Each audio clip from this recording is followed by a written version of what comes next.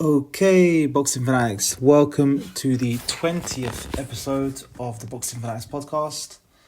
Today, I just want to give you my thoughts on Richardson Hitchins dominating and then knocking out George Kambosos Jr. in the 8th round. Let's talk about the fight. I think it's fair to say this is possibly one of Hitchins' best performances in the pro ranks. I thought he looked very sharp, very accurate. And yeah, I mean, we know Hitchins always has that good boxing skills, good amateur pedigree. But I think what a lot of people liked about this fight was that he did show his spite a little bit. You know, George Kambosos was there for the taking. And, you know, previously we've seen Hitchins kind of maybe labour to a decision or something like that. But I think what was nice is that he actually put his foot down in this fight. And yeah, and he got the knockout. And it looks good on his records. I think that was needed for him. I mean, and now he's 20-0. So a real statement victory. A lot of people would say that, you know, Kambosos has seen better days, and that might be true. But still, you can only beat who's in front of you. And yeah, Hitchins just produced a great performance. Obviously, in the 8th round, landing a lovely left hook to the body to end the contest. Kambosos, you know, mercifully being stopped by the referee to continue. The right stoppage, I believe. You know, there's no need to keep taking punishment. Kambosos was never in the fight. So, good stoppage by the referee. And yeah, congratulations to Richardson Hitchins.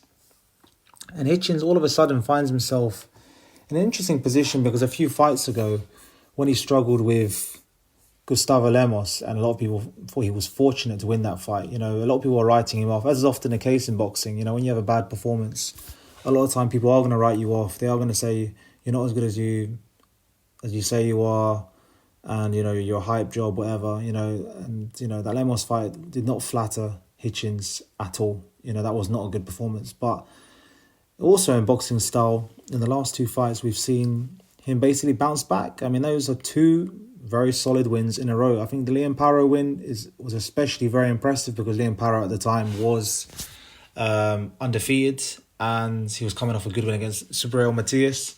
So that was brilliant for Hitchins. That was a good one. But this win, it's another good name. I mean, you know, George Kambosos is a very good name. Obviously, his best work was at 135 pounds. Some people say he looks a bit too small to be at 140, which is probably a fair observation. But at the end of the day, George Kambosos, you know, he'll always be remembered for that win over Teofimo Lopez, and he's achieved a lot in the sport. So it's a very good name for Hitchins to have on his resume, basically. And you know, at the age of 27 years old, I believe, he's in a position where, you know, he can really push on. And, you know, the world is his kind of oyster moving forward. And I think what was nice, like I mentioned previously with Hitchins, is that, you know, there was just more spite in this performance. There was just a lot more spite. And I think that's what he needs to do going forward. You know, he's never going to be all action. He's never going to be that fighter who, you know, comes forward and throws bombs. You know, he's always going to be a boxer. But, you know, there is an art to being a boxer. You know, you still have to throw heavy punches.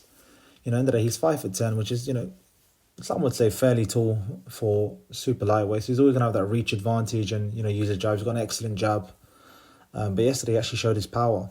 So that was great to see. So, yeah, big credit to Richardson Hitchins. I thought it was a very good performance. A very, very good performance. And yeah, he's kind of just, his stock has risen significantly.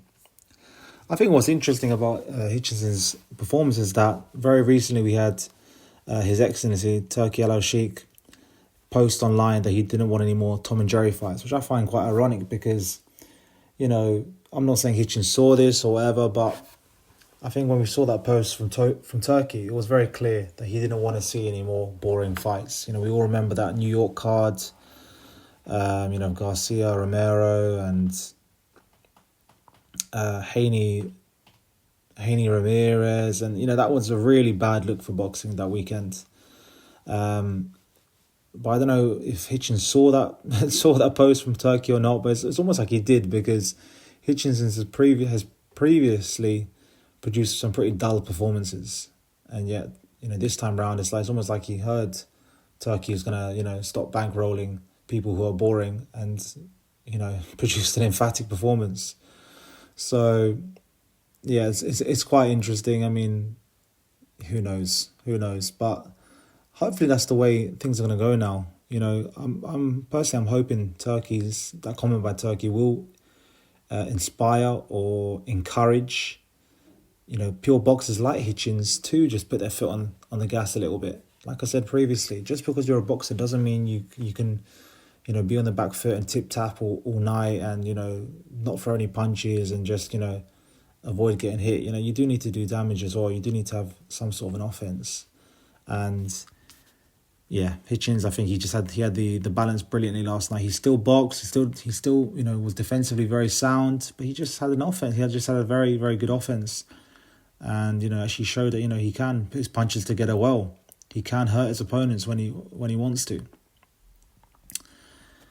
So what's next for Richardson Hitchins? I think the obvious answer to that question is obviously unifications. We love unifications in boxing. We saw him with Teofimo Lopez. I mean, that would be a good watch. Unifications always make sense for everyone involved. I mean, there's always a lot more money on the line. There can sometimes be some political stuff depending on who's with who, what promoters and stuff like that.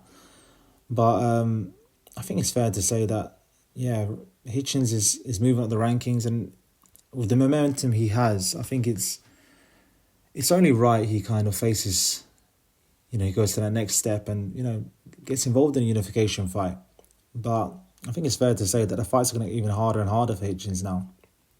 Teofimo Lopez coming off that win against Arnold Barboza.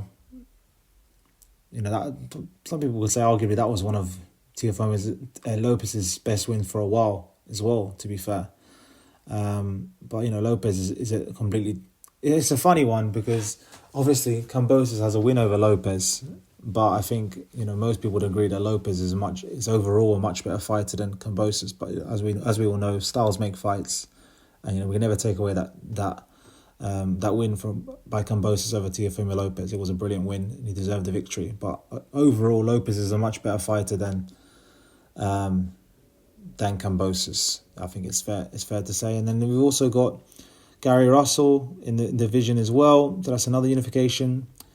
And meanwhile, we have Alberto Puello facing Matias, defending his title against Matias.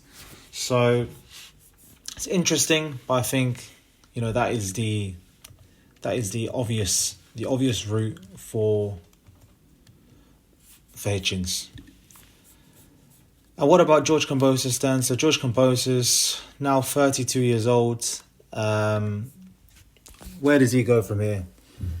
When he moved up to 140 pounds, it was almost like, you see this a lot in boxing when, things aren't going maybe as well as you'd like in a division, or maybe you're in your last kind of tires or whatever, you're in your last legs. It always seems to be a thing like, oh, we'll go into a new weight division and kind of reinvent ourselves. And we see it so much in boxing. And that's what Kambosos pretty much did, to be fair. His first, he lost to Vasyl Lomachenko. He was stopped in the 11th round. He was lucky to get a win against Maxie Hughes. A lot of people thought he lost that fight. He looked good against Jake Wiley, but Jake Wiley, we don't really know his level. And Jake Wiley maybe, it's still yet to be seen if he's even world level, if we're being honest. But he looked good in that fight. That was his first fight, 140 pounds, and on that fight you'd think, okay, maybe let's see what he can do. But against Hitchins, I think it's fair to say that he was undersized in there. Hitchins looked like the much bigger man. And at the end of the day, Kambosos' best days did come at 135 pounds. So I think at this stage in Kambosos' career, it would be a good idea to hang up the gloves. He's achieved a lot. That win over Teofimo Lopez will always be legendary. And obviously despite losing to Devin Haney, he did, fight twice in Australia, twice in a row, in front of his fans. I'd like to think he's made a lot of money from the sport. 32 is not that old, In the lighter weight divisions, I guess maybe it is slightly more old than in the heavier weight divisions. But the point is, Kambosos, has had a great career. Whatever people's opinions on him, he's had a great career. He's achieved a lot. He was pretty much undisputed champion when he beat Teofimo Lopez. So, or unified. So he's had a great career. So yeah, personally, I'd like to see Kambosos call it a day. Save his faculties. I don't know where he goes from here, to be honest. Unless he wants to just drop down a level and try and mix it with one of the up and coming contenders. But what's the point overall? What's the point? If he's made enough money, I think it's time to walk away. So thanks a lot, guys, for listening. That's the 20th episode, just me today, but I just wanted to give you my thoughts on, let's be honest, a great performance by Richardson Hitchins, and based on that, we want to see him back in the ring. As always, guys, if you like this episode, please like, comment, subscribe, and yeah, I'll catch you on the next one. Cheers.